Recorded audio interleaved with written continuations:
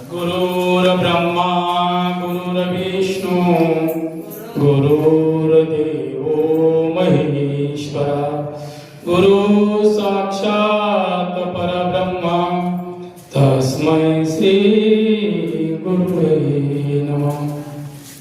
गुरु ते मनोकुलदेवता तीची कुलकर्मी च पूज्यता हा सर्वे अकर्मी अकर्ता पूज्य सर्वता सर्वारती. गुरु मनोदेवा समान तव देवासी याचे निदेवपण मग त्या सद्गुरु समान देवही जाण तुकेन. गुरु ब्रह्म दोन्ही समान हेही उपमा किंचित नुन्य गुरु वाक्य ब्रह्मार ब्रह्मपण ते सद्गुरु समान या लागी अगाध गुरु महिमा उपमा नाही निरुपमा ब्रह्मे ब्रह्मत्व प्रमाण प्रमा हे वाक्य महिमा श्री गुरूंची ब्रह्म सर्वांचे प्रकाशक सद्गुरु तयाचाही प्रकाशक एहोने गुरुने अधिक नाही अनेक पूज्यत्वे या लागे गुरु ते मनुष्य बुद्धी पाऊन एका त्रिशुद्धी ऐसे भावार्थ बुद्धी सहज चित्त शुद्धी सदशिष्य ज्यांचा गुरुचरण निसीम भाव त्यांचे मनोरथ पूर्वी देव गुरुआज्ञा देव पाळी पाहाव गुरुवाक्य स्वयमेव जडमूळ तारी अलंकाप्री पुण्यभूमी पवित्र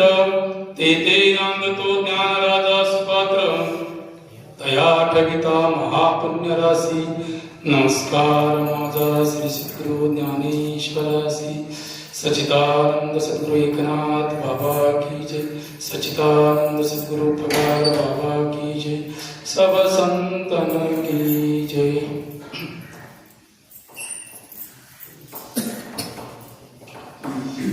ते शरीर भाव नासती इंद्रिय विषय विसरती जे सोहम भाव प्रतीती प्रगट होय. त्याचप्रमाणे प्राणशक्ती चामुंडे प्रहारुनी संकल्पाचे मेंढे मनोमैषाचे नेमुंडे दिदली बळे. ग्रंथराज ज्ञानेश्वरीतील ही या ठिकाणी 59 क्रमांक दुसऱ्या अध्यायातील 59 क्रमांकाच्या श्लोकातील ही ओवी या ठिकाणी सेवेसाठी घेतलेली आहे.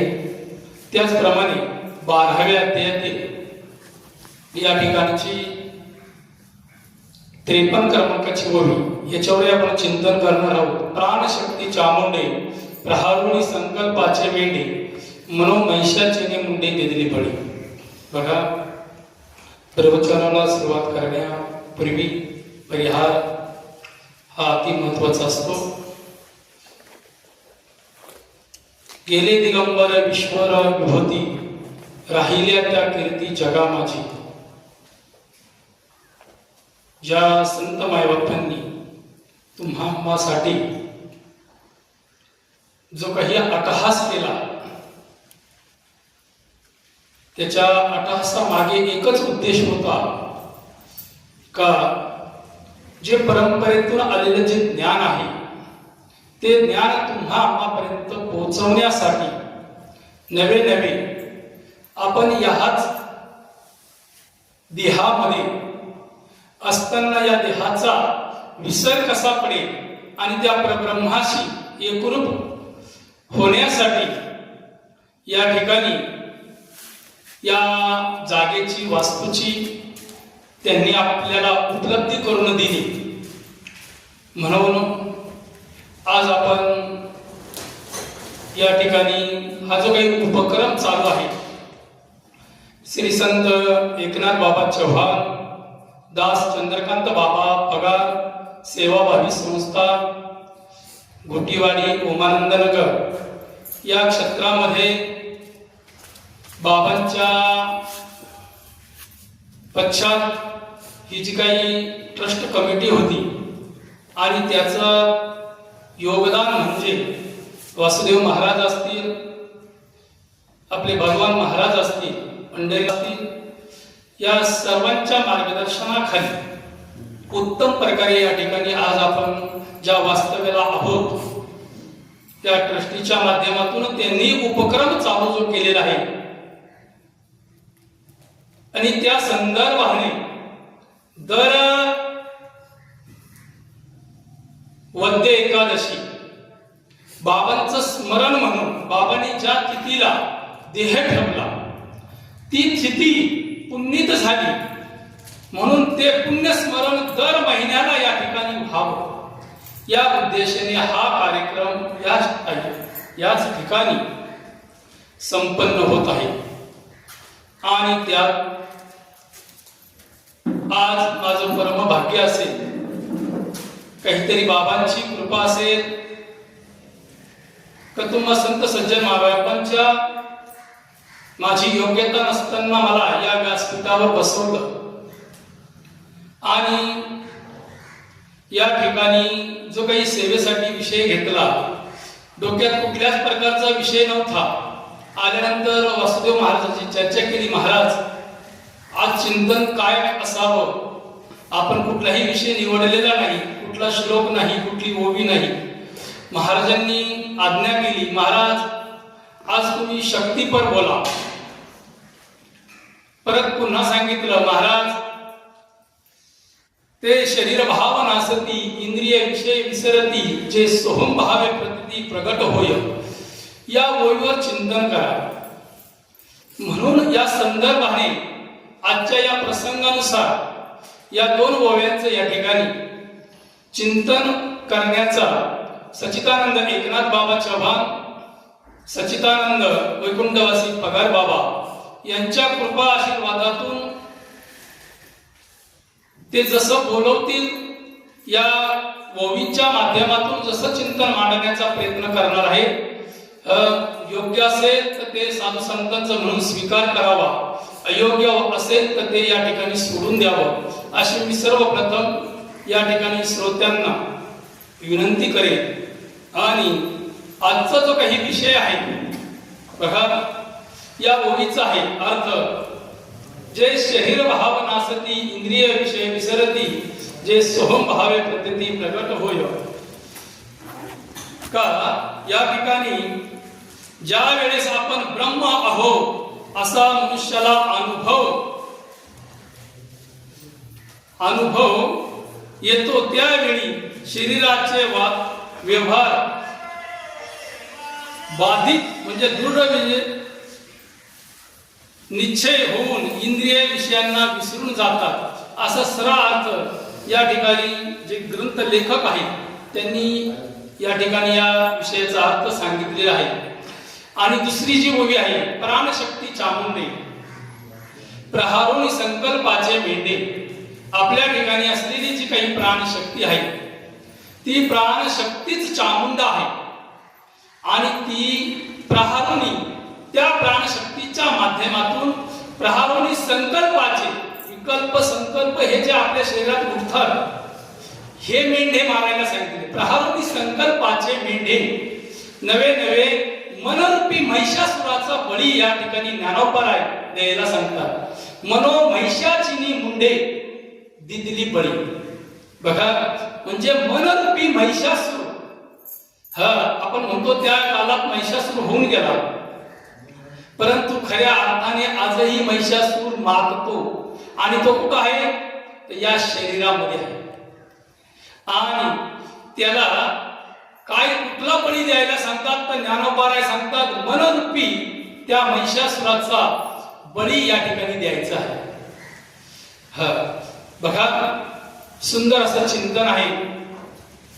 सुंदर चिंतना करण्यापूर्वी या ठिकाणी ज्यांच्या समोर या ठिकाणी प्रवचन करायचे आहे, ही सर्व वास्तविक पाहता अहो तुम्ही महिषाच्या मूर्ती मी दुबळा अर्चित असे भक्ती बोल जरी गंगावती स्वीकाराल की जय।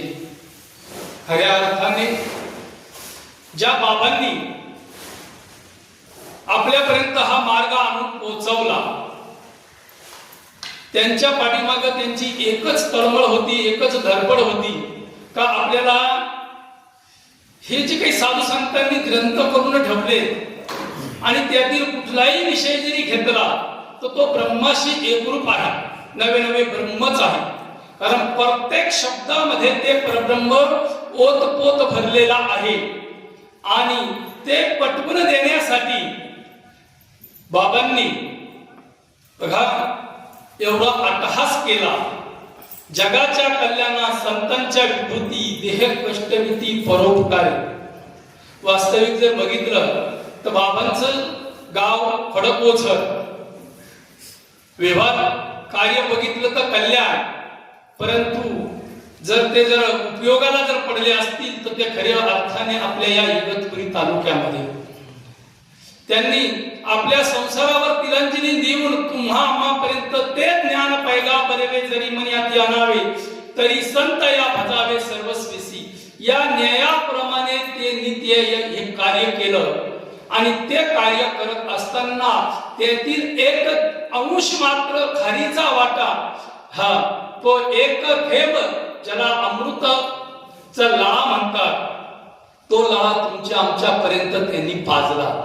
नवे नवे 17 विच्चे स्तन्य देसी अनुहाताचा हलरुगासी, या साधनेवर तुम्हा आम्हाला आवड करून दिलं. वास्तविक जर पाहिलं तर त्या महात्म्यांचं काय वर्णन करावं, आणि वर्णन करण्यायोग्य सुद्धा या ठिकाणी सहस्रमुखाचा वर्णिता भागला. साधू संतांचं भगवंताचं वर्णन करत असताना 1000 मुखाचा शेषशाही भगवंत त्या ठिकाणी थकला, तर आपण वर्णन करू शकणार नाही. परंतु त्यांची जी तळमळ होती ती तळमळ निश्चितच या ओवेच्या माध्यमातून आपण त्यांचं चिंतन करणार आहोत. बघा मायबाप, बाबांचा विषयच होता शक्ती, प्राणशक्ती हा मूळ बाबांचा विषय होता. बाबा ज्यावेळेस आपल्या परिसरात येत होते, सर्वांना ज्ञात आहे, फक्त मी उजाळा करून देतो म्हणजे आठवण करून देतो, मी तुम्हाला काही ज्ञान सांगत नाही. पण बाबांचा विषय होता एकच, का जी काही प्राणशक्ती आहे या शक्तीची ओळख आपल्या जवळ असलेल्या शक्तीची ओळख आपल्याला नाही. म्हणून जी काही प्राणशक्ती तुमच्या आमच्यामध्ये वावरते खऱ्या अर्थाने तीच काय आहे, चामुंडा. तिचं जोपर्यंत तुम्हाला आम्हाला दर्शन होत नाही, नवे नवे तिचा अनुभव येत नाही, तिचा आत्मसाक्षात्कार होत नाही, तोपर्यंत आपल्याला जे शरीर भाव नासती, इंद्रिय विषय विसरती, जे सोहम भावे प्रगट होईल, हा अनुभव तुम्हा आम्हाला येऊ शकत नाही. हे ठामपणाने सांगतो. का ठामपणाने सांगतो? बाबांनी सांगितलं होतं, हेच देवाचे भजन सदा राहे समाधान. ज्याने जीव कृतार्थ होतो, समाधानी पावतो, त्याच्याकडे जायचा जर मार्ग जर असेल तर आपल्या ठिकाणी असलेली जी काही प्राणशक्ती, मग त्या शक्तीची ओळख करण्यासाठी स्वतः बाबा संपूर्ण महाराष्ट्रभर फिरले आणि सांगत होते, झाला प्रेतरूपी शरीराचा भाव, लक्ष याला स्मशानीचा. रडती रात्रंदिवस काम क्रोध माया, म्हणती हाय हाय यमधर्म. बाबांचा विषय होता, जो कोणी मला याचा अनुभव आणून दाखवेल त्याच्या चरणावर मी आयुष्यभर लोटांगण घालेन.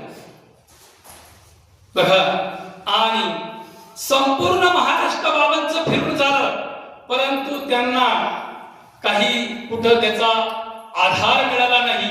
आणि नकळत गोष्ट त्यांच्या कानावर गेली की तुम्हाला हा अनुभव जर पाहिजे असेल तर तुम्हाला घोटीला जावं लागेल. आणि सांगितल्याप्रमाणे बघा, जीवना वेगळी मासोळी तैसा तुका तळमळी. साधकाला अशी तळमळ लागावी का आपल्या उद्धारासाठी आपल्याला कोण असा मार्ग दाखवेल का जेणेकरून याच डोळा भोगो मुक्तीचा सोहळा. आणि बाबांच्या लक्षात आलं का आपल्याला घोटीला जावं लागेल. घोटीला आल्यानंतर बाबांनी चर्चा केली, एकनाथ बाबांसंग चर्चा केल्यानंतर बाबांनी सांगितलं, हो हा अनुभव पाहिजे ना, मिळेल, याच्यासाठी तुम्हाला साधनेला बसावं लागेल. आणि साधना करत असताना सद्गुरूंनी काय केला, माथा थापटीला, हात ठेविला, लावून या हात कुरवाळीला माथा, सांगितली चिंता न करावी. बाबा रे, चिंता करण्याची गरज नाही. अशा साधकांसाठीच बघा आम्ही फिरतोय. असे साधक खऱ्या अर्थाने भेटायला पाहिजे आणि खऱ्या अर्थाने खऱ्या सुखाचा ठेवा अशा साधकांपर्यंत देता येतो. आणि अशा पद्धतीने बाबांनी त्या ठिकाणी ते शरीर भावनासती इंद्रिय विषय विसरती, जे सोहम भाव प्रचिती प्रगट होय, या न्यायाप्रमाणे ध्यानस्थ झाले. आणि ध्यानस्थ झाल्यानंतर त्या संघातने बाबांना बघा झाला प्रेतरूपी शरीराचा भाव, लक्ष याला ठाव स्मशानीचा.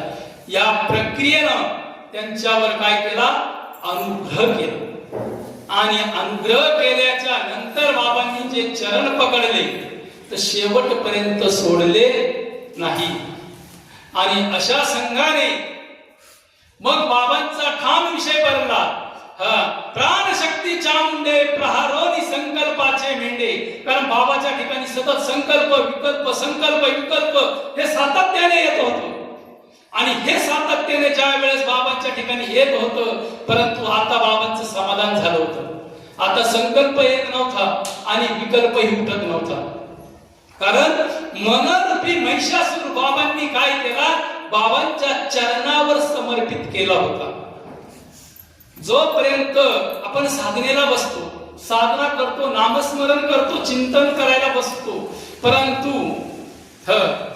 ते शरीर भाव नासती, आपल्या शरीरावरची जी अहम ममता आहे ही आपल्याला काय करते, सुटत नाही. आपण देह अमतेवर राहतो. म्हणून इंद्रियांच्या अधीन जाऊन आपण साधनेला बसलो का आपल्याला त्या साधनेतून ती इंद्रिय काय करतात, उठवतात. ही इंद्रिय आपल्याला साधनेतून उठवतात. परंतु जोपर्यंत शरीर आपलं ठिकाणी असलेले जे काही इंद्रिय यांचं जोपर्यंत आपल्याला विसर पडत नाही, खऱ्या अर्थाने बघा ते शरीर भावनासती इंद्रिय विषय विसरती. इंद्रिय जोपर्यंत विषय विसरत नाही, जे सोहम भावे प्रतीती प्रगट होय, तो सोहम भावावर येत नाही, तोपर्यंत आपल्याला काय करावं लागतं, तर आपल्याला सातत्याने सद्गुरूला शरण जाऊन सद्गुरूंच्या चरणावर नतमस्तक व्हावं लागतं.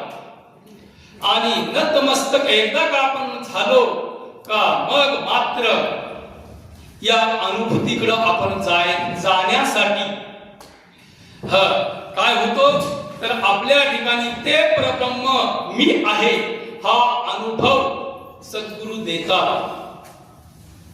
बघा, परंतु इंद्रियांचा विसर, इंद्रियांनी मग तो भाव प्रगट करण्यासाठी आपल्याला शिकवतात. काय शिकवतात, की ते परब्रह्म तूच आहे, ते परब्रह्म तू आहे, ते परब्रह्म तूच आहे, हा अभ्यास देतात. ज्याला आपण बोध म्हणतो. काय म्हणतो, बोध. बोधपुत्र निर्माण झाला जेव्हा ममता म्हातारी मरून गेली, तेव्हा भक्ती बहीण धावून आली गावा. झाली संध्या, संदेह वाचा गेला, आत्मा राम हृदयी प्रगटला. आपल्या ठिकाणी असलेला जो काही आत्मा राम आहे तो प्रचितीला आला. परंतु त्या ठिकाणी पोचण्यासाठी तरी आपल्या ठिकाणी ते शरीर भावनासती, इंद्रिय विषय विसरती, इंद्रियांचा संपूर्ण विसर पडत नाही. म्हणून पुन्हा आपल्याला काय करावं लागतो, अभ्यास करावा लागतो. बोध जरी मी दिला असेल, पण त्या बोधाच्या साह्याने तो बोधाचा सातत्याने आपण अभ्यास केला पाहिजे. कुठपर्यंत, शरीर भावनासती. शरीर म्हणजेच काय, शरीराच्या ठिकाणी असलेले इंद्रिय. इंद्रियांचा विषय काय, कानाचा विषय आहे श्रवण करणं, नाकाचा विषय आहे बघा इडा आणि पिंगळा किंवा सूर्यचंद्र नाडी, प्राण घेणं, प्राण सोडणं. डोळ्याचं विषय आहे पाहणं, रूप पाहणं. परंतु साधू संतांनी शरीर भाव नसल्यानंतर विषय आपल्या ठिकाणी हे एकरूप करण्यासाठी सांगतात. कानाने काय करावा, तो ध्वनी ऐकावा. कोणता? सोम भावे. बघा, सोम भाव प्रतती प्रकट होय, म्हणजे तो आपल्या ठिकाणी कानाच्या ठिकाणी तो सातत्याने आपण त्याचं अंतःकरणामध्ये काय करावं, प्रकटीकरण करावं. ध्यानाला बसल्यानंतर आपल्याला तो ध्वनी ऐकायला येतो का, आपण चिंतनाला बसल्यानंतर पाहायचं आहे. नितर ध्यानाला इथं बसलो आणि विषय जर बाहेरचे जर चालले, घरी काय झालं असेल, कोण कुठं मला आज दिवसभर हे करायचं होतं, ते करायचं जर असेल, हे जर विषय कानामध्ये जर ऐकायला येत जर असतील तर आपल्याला साधनेत बसून आपल्याला त्याचा उपयोग होणार नाही. प्राणाच्या ठिकाणी आपल्याला क्रिया दिली. बघा, 21,600 वेळा अजपा जपणे उलट प्राणाचा, तेथेही मनाचा निर्धार असे. मग त्यावेळेस इंद्रियांच्या ठिकाणी प्राण रिकामा न चालता, प्रत्येकाचा प्राण चालतो, परंतु तो प्राण चालत असताना तो भरून चालला पाहिजे. भरून कसा? ते परब्रह्म मी आहे, ते परब्रह्म मी आहे, ते परब्रह्म मी आहे. आणि अशा पद्धतीनं धरिला पंढरीचा चोर, गळा बांधोनिया दोर, हृदय बंदी खाना केला, आत विठ्ठल कोडणीला, शब्द केले जाडा जुडी, विठ्ठल पायी घातली बिडी, सोहम शब्दाचा मारा केला, विठ्ठल काकुळतिया. तुम्हा आम्हाला हा जो काही मार्ग सांगितला, त्या मार्गाचा 21,600 वेळा जपा जपणे उलट प्राणाचा या संघाने अनुसंधान संतांनी सांगितलं. काय सांगितलं? अनुसंधान. आणि हा अनुसंधान आपण ज्या वेळेस ठेवू किंवा या अनुसंधानावर जर आवड जर राहू, परिणाम काय होईल? सोहम शब्दाचा मारा केला, विठ्ठल काकुळती आला. विठ्ठल म्हणजे कोण? तर बाबा सांगायचे, विठ्ठल म्हणजेच तीच प्राणरूपी शक्ती आपल्या ठिकाणी आधार चक्राच्या ठिकाणी 3.5 टोळीये घालून बसलेली ती प्राण शक्ती. ती काकुळती येते, थरथर कापते, आणि थरथर कापल्यानंतर शरीरामध्ये अवस्था तयार होते. परिणाम काय होतो? शक्ती जागृत जर झाली तर कंठ दाबून येतो, वाचा सगदीत होते, आनंदाश्रू बाहेर पडतात, कंठी प्रेम दाटे, नैनी नीर लोटे, हृदयी प्रगटे राम रूप. आपल्या अंतःकरणात प्रगटीकरण होतं, परंतु ते प्रगटीकरण झाल्यानंतर किती काळ टिकतं याला महत्व आहे. अर्थात आपण त्यावेळेस ब्रह्माशी एकरूप आहोत, ब्रह्मवाक्याशी एकरूप आहोत, परंतु ब्रह्मवाक्याशी एकरूप असताना आपल्या ठिकाणी ही अवस्था किती टिकते, आपण किती वेळ त्या साधनेवर आरूढ राहतो आणि किती वेळ त्या साधने तत्पर असतो. कारण त्या ठिकाणी ही अवस्था प्रकट झाल्यानंतरच आपल्याला बोधाचा जो काही साधन आहे सद्गुरूनं दिलं आणि त्या शक्तीला सातत्याने आपल्याला मारा करायला सांगितले. कोणत्या शक्तीला? प्राण शक्तीला.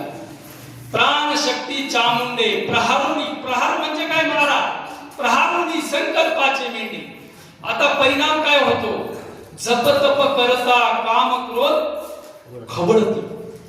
परिणाम बघा, जप तप केल्यानंतर काम क्रोध खवळतात, मग त्या ठिकाणी मन सुद्धा काय करतं? खवळतं. आणि ते मन काय करतं? सैराट होतं. सैराट लक्षात येतं? सैराट म्हणजे बेफान. सैराट म्हणजे त्या ठिकाणी ते सैरावैरा झालेलं मन. सर्व काही आकळता येतं, परंतु मन काही आकळल्या जात नाही. पुढे जाऊन माऊलींनी त्याच्यावर सुंदर अशा ओव्या केलेल्या आहेत. आणि ते आकळण्याचं साधन म्हणून भगवंताने सांगितलंय, तू मन मी हेच करी माझ्या भजनी प्रेम धरी सर्वत्र नमस्कारी मज एका ते.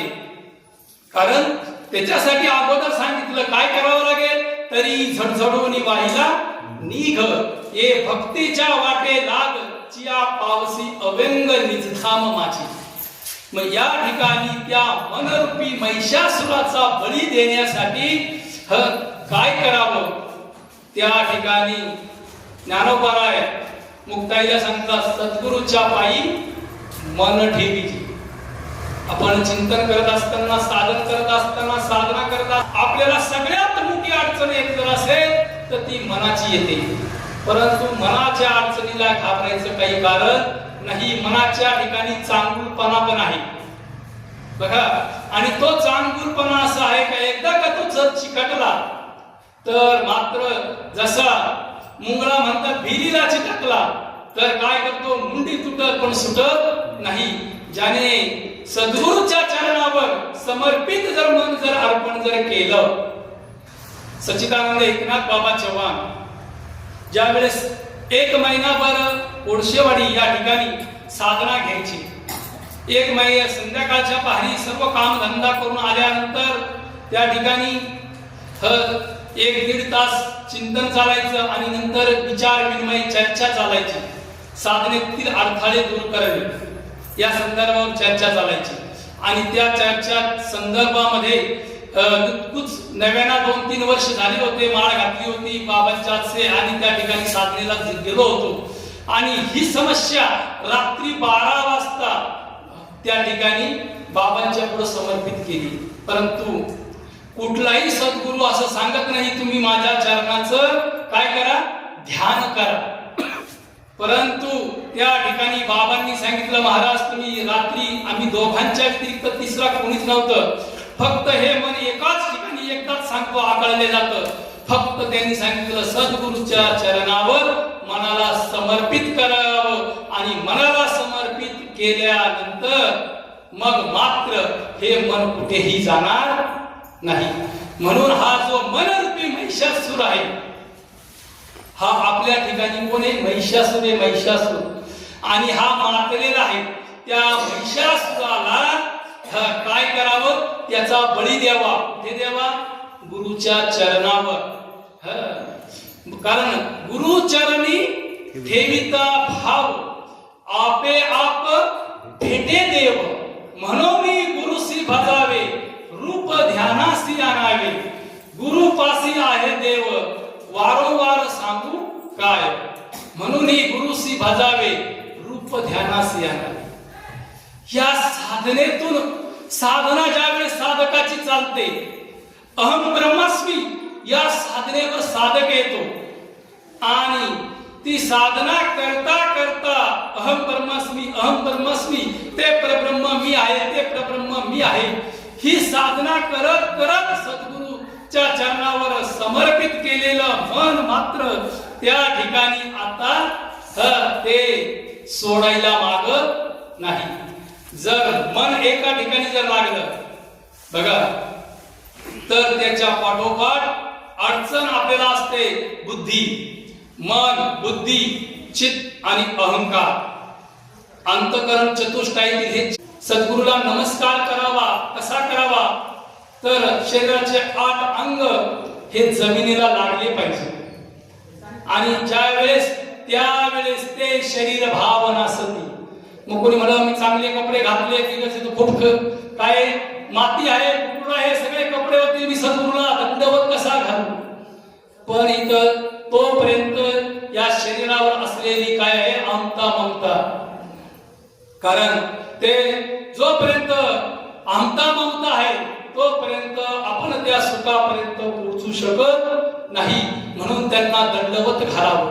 आणि आपल्या ठिकाणी ही जी काही शक्ती आहे मग हे सामर्थ्य कुठून येईल तर सामर्थ्य येतं हे फक्त प्राणरूपी शक्तीच्या माध्यमातून. आणि ती शक्ती जागृत करून आधारस्थानावरून स्वाधिष्ठान चक्रावर, मणिपूर चक्रावरून अमहात चक्रावरून निषाद चक्रावर आणि नंतर आज्ञा चक्रावर स्थिर करावे. हा तुमचा आमचा मार्ग आहे. 6व्या अध्यायामध्ये ज्ञानोबारायांनी हा मार्ग सांगत असताना योग्यांचा मार्ग सांगितला. तुमचा आमचा मार्ग, आपण तर ग्रस्ती आहोत, मग तुमचा आमचा हा मार्ग कसा? तर तोच सच्चिदानंद एकनाथ बाबा असतील, पगार बाबा असतील, त्यांनी तुम्हा आम्हाला ठाम पद्धतीनं सांगून दाखवला. ज्ञानोबारायांच्या ज्ञानेश्वरीच्या साक्षी कसा तुम्ही म्हणाल तर त्या ठिकाणी सांगितलं बघा, हा जो काही योग या ठिकाणी सांगितलं, जे काही योगाची या वाटा, जे का निघाले सुपटात आहे, दुःखाची या भाटा भागात योगाच्या माध्यमातून निघाले त्यांना दुःखच आहे. जसं बोत्र्या माणसाला लोखंडाचे चणे जर खायला दिले तो फुगून मरेल असंही वर्णन करतात. परंतु एकीकडे सांगतात योग साधन चिंतुके जे ते अवघ्याची लटुके परी आपणा पया न होऊ शके, ह्याची म्हणून आपल्याला होत नाही ना, म्हणून आपण त्याच्यावर भरून टाकतो. परंतु साधू संतांनी आपल्यावर कृपा केली आणि आपल्याला सहज योग दिला. बघा, सहज योग, ज्या योगाच्या साहाय्याने ऋषी मुनी अनेक अष्टांग योगाच्या साधनेने ते भगवंत ही शक्ती प्राप्त करून घेतात. आपल्याला हीच शक्ती बाबा ठाम पद्धतीने सांगायचे का कुंडलिनी ही शक्ती आपल्या ठिकाणी ठाम पद्धतीने विश्वासाना अनुभव सांगायचे का ती आपल्याला सहज योगाच्या माध्यमातून प्राप्त करून घेता येते. नवे नवे सकल संतांना जो अनुभव आला तो तुम्हा आम्हाला अनुभव येतोच. कुणी म्हणाल प्रत्येकाचे अनुभव वेगळे, हे त्रिपुटीमध्ये आहे. प्रत्येकाचे अनुभव वेगळे हे त्रिपुटीमध्ये आहेत. कारण आपल्याला सद्गुरूच्या माध्यमातून कृपा आशीर्वादातून त्रिपुटीच्या पलीकडे जाऊन सकल संतांचा अनुभव हा एक आहे, म्हणजे शुद्ध सत्वगुण. सगळे संत या त्रिपुटीच्या पलीकडे गेले. 3 गुणाचे अनुभव, सत्व, रज आणि तम. तमगुणाची अवस्था जर बघितली तर तो बेभान होतो, सैराट मैराट पडतो, अनेक प्रकारे स्वतःही इजा करून घेतो, दुसऱ्याला कदाचित इजा पोहोचवतो. समजायचं वृत्ती उठली, शक्ती जागृत झाली, परंतु तमगुणाच्या माध्यमातून ती कार्य करायला लागली. बघा, सत्वगुणाच्या माध्यमातून शक्ती प्रगट झाली, ही प्राण शक्ती प्रगट जर झाली, सत्वगुणाच्या माध्यमातून जर चालली तर तिच्या बघा फक्त काय होणार, बारीक कंप सुटणार, नेत्रातून पाणी येणार आणि सतत त्याने तो काय करणार, गुरुचा धावा करणार. जशी 1000 गायीच्या कळपामध्ये एक जर पारडू जर सोडलं, एक वासरू जर सोडलं, गायीचं वासरू 1000 कळपात असू द्या, परंतु ते 1000 गायींच्या मधून आपल्याच आईला जाऊन ढोस देईल, दुसऱ्याच्या आईला ढोस देणार नाही. तसं म्हशीचं पारडू जर असेल तर ते काय करतं, हे एकनाथ बाबा नाही, पगार बाबा आपल्याला उदाहरण सातत्याने सांगायची का जर म्हशीचं पारडू जर सोडलं तर ते या म्हशीच्या खाली ढोसा दिला, तिला लात मारली का हे म्हणते ही माझी आई नाही, दुसरीला लात मारली का ही म्हणतं माझी आई नाही. असं करता करता ज्या वेळेस आपल्या स्वतःच्या आईला जाऊन ती पितं, ती लात मारत नाही, समजायचं ती आपली आई आहे. मग अशा पद्धतीनं मग ही शक्ती जागृत झाल्यावर मला सांगायचं तात्पर्य आहे सत्वगुणाची जी अवस्था आहे ते गुरु कुठेही असो ते त्यांच्या जीवना वेगळी मासुळी तैसा तुका तळमळ. नवे नवे हे सिद्ध करून दाखवलं निळोबारायांनी. सद्गुरूच्या भेटीसाठी निळोबारायांनी अनुष्ठान मांडलं. बघा, साक्षात देव आले, परंतु तुझ लागे येथे बोलविले कुणी प्रार्थना विना, कारण तुकेयाचा धावा करीत असे. आपल्या सद्गुरूचा धावा शेवटी भगवंताला तुकोबरायांचं रूप घ्यावं लागलं आणि त्या ठिकाणी काय करावं लागलं, समाधान करावं लागलं. म्हणून कोणाला आपल्याला काही घाबरायची गरज नाही, फक्त आपण काय केलं पाहिजे, विश्वासाने केलं पाहिजे आणि विश्वास तो करी स्वामीवरी सत्ता. बघा, रजोगुण मात्र साधक आहे. रजोगुण आहे सद्गुरूची त्यांना हा अनुग्रह दिला, बोध दिला, परंतु या तैसे शरीर भावना सती इंद्रिय विषय विसरती, या अनुभवाला तो साधक पोहोचत नाही. बघा, रजोगुण मनुष्य साधना तर करतो पण त्या अनुभवाला पोहोचत का नाही, कारण तो त्या मायेच्या चक्रामध्ये काय करतो, गुरफडत राहतो. एक वेळेस तमोगुणी तळे, विरुद्धभक्ती करी, तमोगुणी तळे, सत्वगुणी तळे, परंतु रजोगुणी मात्र तरत नाही. म्हणून सकल संत जगाच्या कल्याणा, संतांच्या विभूती, देह कष्टविती परोपकारी. आपला घर दार सोडून तुम्हा आम्हाला बघा या संसार दूर काढण्यासाठी काय करतात, प्रत्येकाच्या घरोघर दारोदार जात होतात. बघा आपल्या दूरचं उदाहरण नाही, आपण प्रत्यक्ष उघड्या डोळ्यांनी पाहिलेले.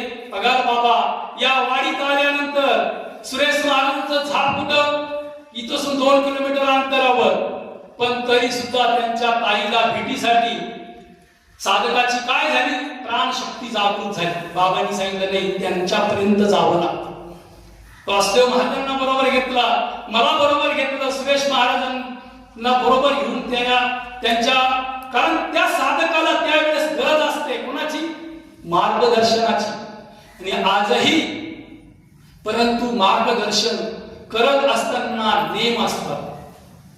कसला नेम असतात, तिथशी मार्गदर्शन त्यालाच करता येतं का ज्याचा गुरुचरणी निसीम भाव, जर ज्याचा भाव असेल, श्रद्धा असेल, त्याला मार्गदर्शन करावं, अन्यथा करू नये. क्रोधी अविश्वासी त्यासी बोध कैसा, व्यर्थ वाचा शिनवू नये.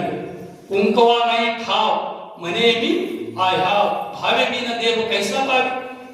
म्हणून ही जी काही नियमावली आहे, साधकांसाठी वेगळी नियमावली आहे, सिद्धांसाठी वेगळी नियमावली आहे, सत्पुरुषांसाठी वेगळी नियमावली आहे. साधकांना वाटचाल करत असताना कोणत्या माध्यमातून साधना करावी, त्यांनी कोणते नियम पाळले पाहिजे. भागवतामध्ये 31 नियम साधकांसाठी दिलेले आहेत. त्यांनी त्या नियमाचं पालन केलंच पाहिजे, तरच आपल्याला सद्गुरूची कृपा होईल. ते शरीर भावना सती इंद्रिय विषय विसरतीचे सोम भावे प्रती प्रकट होईल. या नेयाप्रमाणे त्याच्या ठिकाणी काय होईल, अनुभूती येईल. तोपर्यंत शरीराचा कारण भाव जाणार नाही, देह आमता जाणार नाही आणि अखंड तो त्या स्वस्वरूपावर राहणार नाही.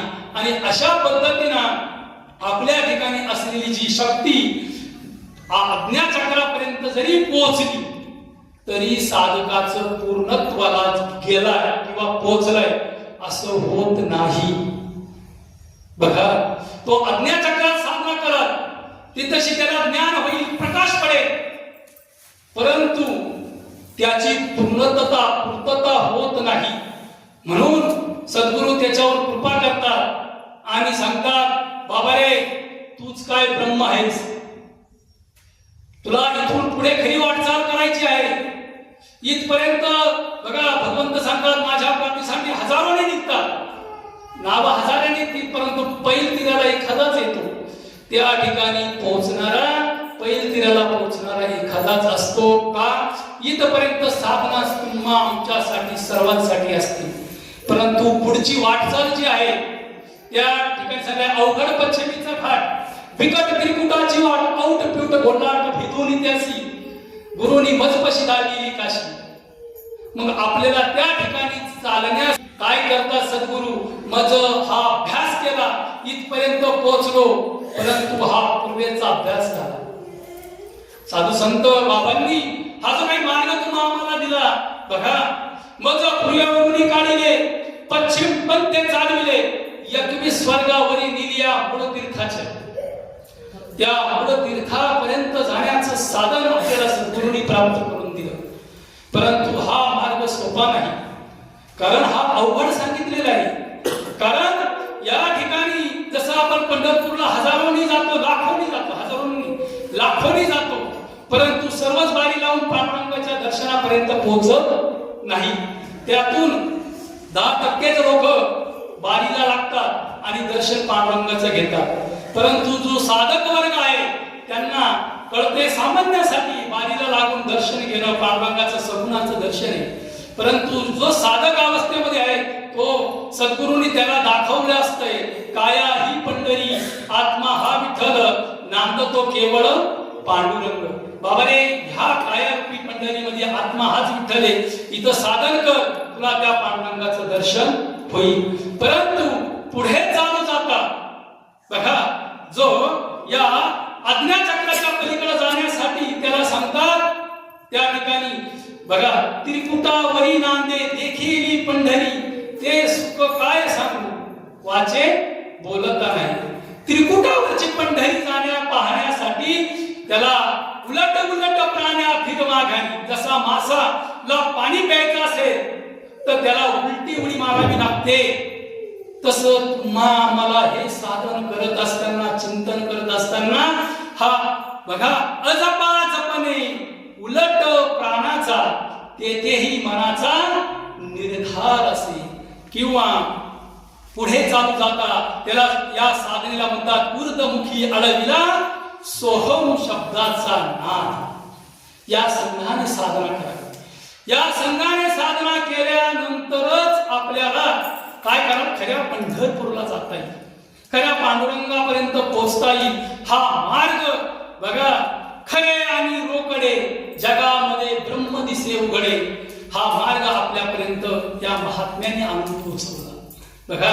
परंतु या ठिकाणी चालताना प्रचिती काय येते बघा, त्याला बहुखेचरीचे रान काय म्हणतात, बहुखेचरीचे रान जाता वेडे होय मन.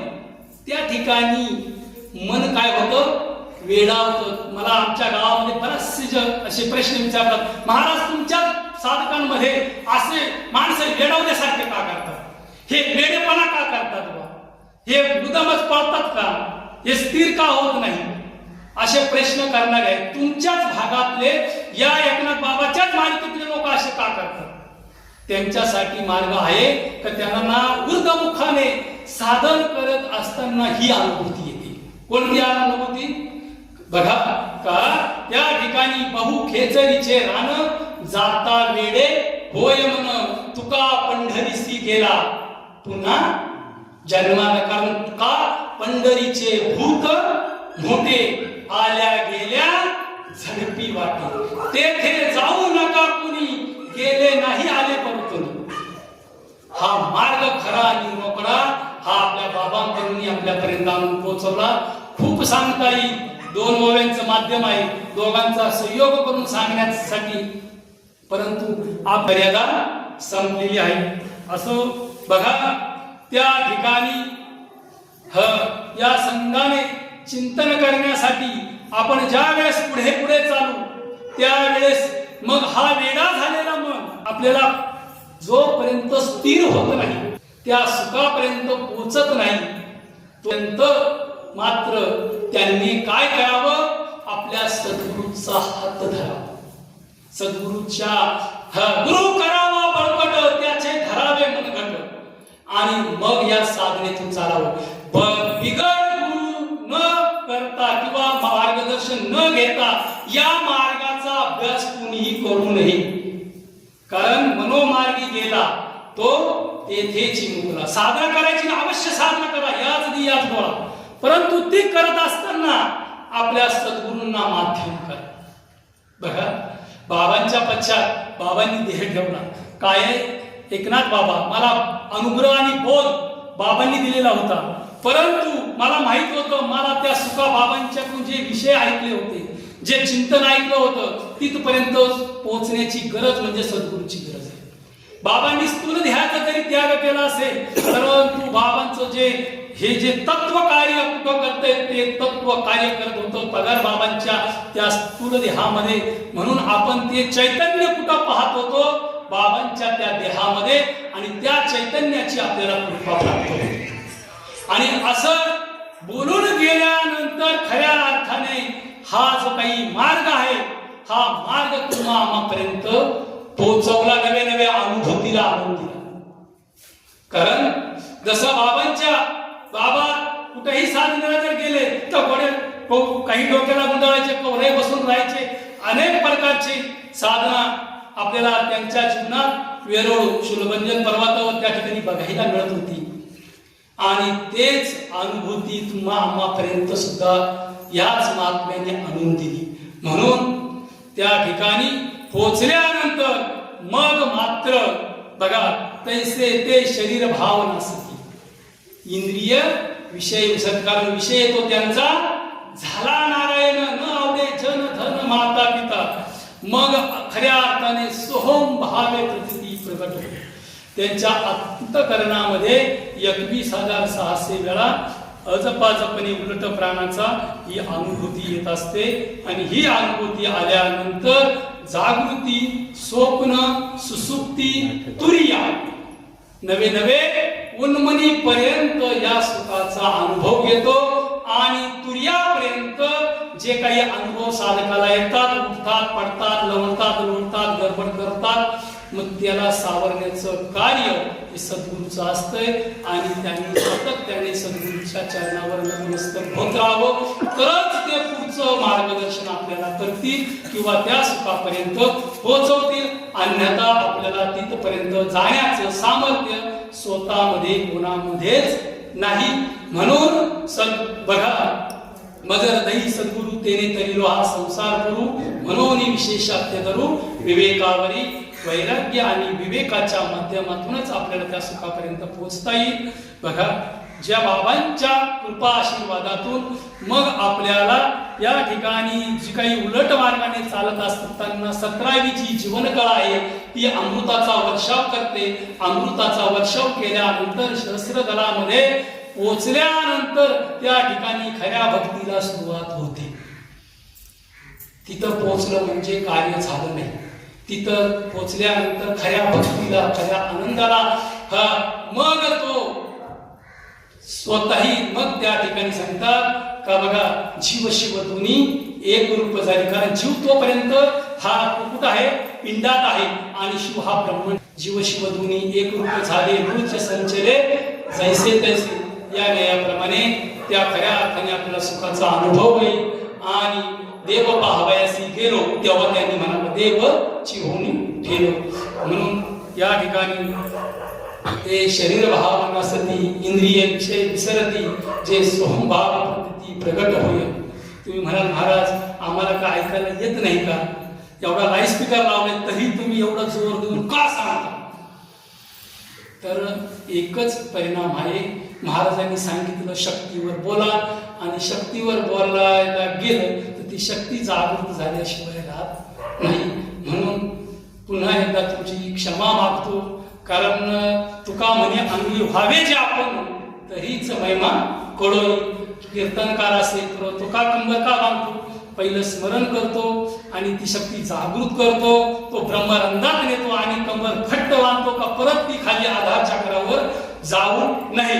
ज्या वेळेस तो कीर्तन संपतो तेव्हा काय करतो? कंबर सोडून टाकतो. कित्येक जणांना विचारलं का कंबर का बांधतात, पण त्यांचं उत्तर त्यांनाच माहिती नाही. फक्त ते बांधतात म्हणून आम्ही बांधतो असं नाही. ती शक्ती पुन्हा आपल्या स्थितीत आधार चक्रावर येऊन मग हे जे सामान्य व्यवहार आहे ते व्यवहार करण्यासाठी मग दोही ठाई तुका होऊ न दे चुका.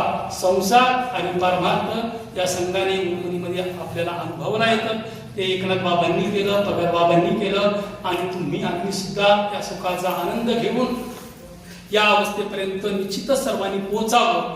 तैसे शरीर भाव नासती, इंद्रिय विषय विसरती, जे सोहमभाव प्रती प्रगट होईल.